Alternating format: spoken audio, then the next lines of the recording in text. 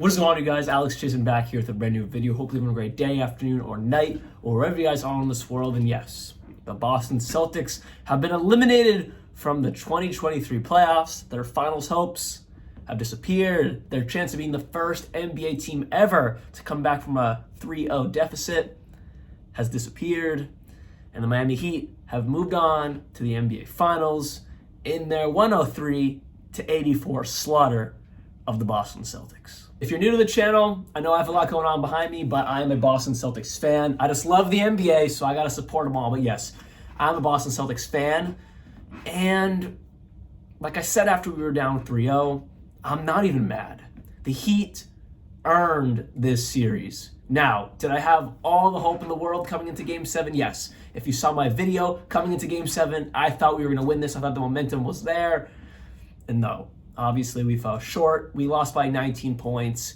We had the lead at the beginning of the game. I was fortunate enough to be able to be in attendance for this game. And yes, we had the lead at the beginning, but then Miami took it and never gave it back. We would make little runs, just like Joe Mazzulla did in the last 3 games of this series. Eric Spoelstra called a timeout, stopped our runs, and we could never get back into it. What didn't help, Jason Tatum, about 26-30 seconds into the game, sprains his ankle severely. Now, he said it himself. I'm saying it too. No excuse because he played the entire game and he still played terribly. But again, that was something that was hindering him last night. No question. He played through it and he was a shell of himself. His own words said he was a shell of himself. It, kind of impacted me the rest of the night. Swelled up and it was just frustrating that I was kind of like a shell of myself. It's tough to move. It was just frustrating, especially, that shit happened on the first play. And I agree. 14 points on the night, that's nothing. You can't do that in the Game 7. What was the other Game 7? 51 points? We needed that Tatum last night to really get over the hump. Now, Jaylen Brown, he wasn't even anything special either. You would think that when Tatum, everyone knows Tatum got hurt right when the game started, you would think someone like Jaylen Brown would jump up to the occasion and prove he can be a number 1 option on a team in the NBA, but no.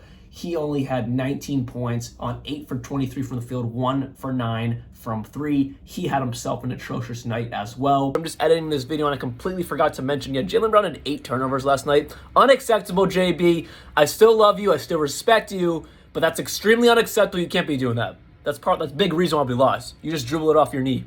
You really just literally dribble it off the knee. Sometimes Jaylen Brown dribbles like an 8th grader. Anyways, let's get back to the video. And again, he wasn't hurt. Has he been battling injuries these entire playoffs? Yes, but everyone else that is alive in these playoffs this late is battling some type of knee, whatever it may be, type of injury, because your body is just battled through 82 games, and now you're going to 100-plus games in the playoffs.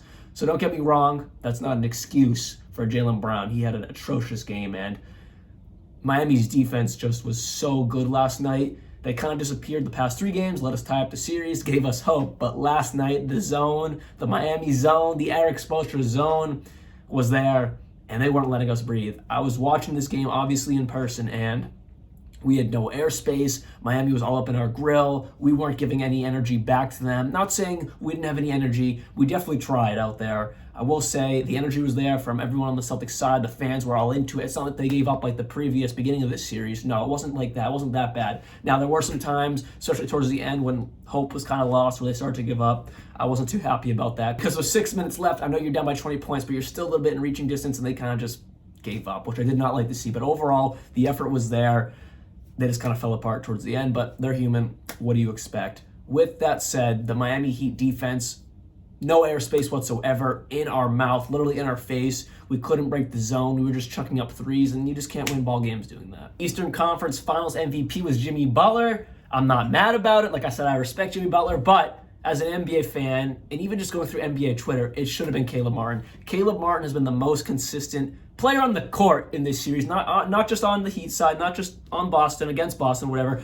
In general, Caleb Martin was the most consistent player in this series. He should have won it. I saw the voting, and Jimmy Butler barely won, but still, it should have been Caleb Martin. Last night, he had 26 points, 4 for 6 from 3, 11 for 16 from the field. Jimmy played well himself, but it wasn't just as efficient. He was 12 for 28, 3 for 7 from 3, 7 rebounds, 6 assists, 3 steals, like I said, with 28 points. And it was an overall team win for Miami. That's how they do these things. They are all together, play fantastic defense, get in your face and make some shots. Max Strus, Duncan Robinson, Caleb Martin, like I just said, even Gabe Vincent, they were all sniping last night, especially Duncan Robinson towards the end. He was really just piling on all the pain everyone in the stadium was feeling. He hit some crazy threes. Same with Max Strus. That just really, every time the Celtics made a little bit of a run, right before Eric Spoelstra would call a timeout, Duncan Robinson or Max Strus would hit these like outlandish pull-up, half body facing the other way threes, and they just, of course, splashed in, and everyone was like,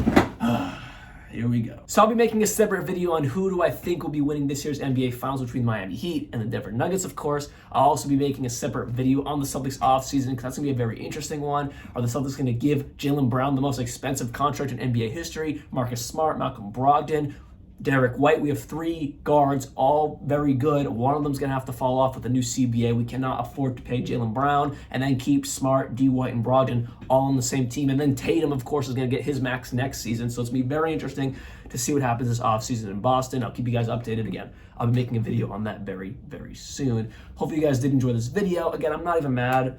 I'm just really disappointed because you have these expectations, of course, coming into the season, and you get into the playoffs.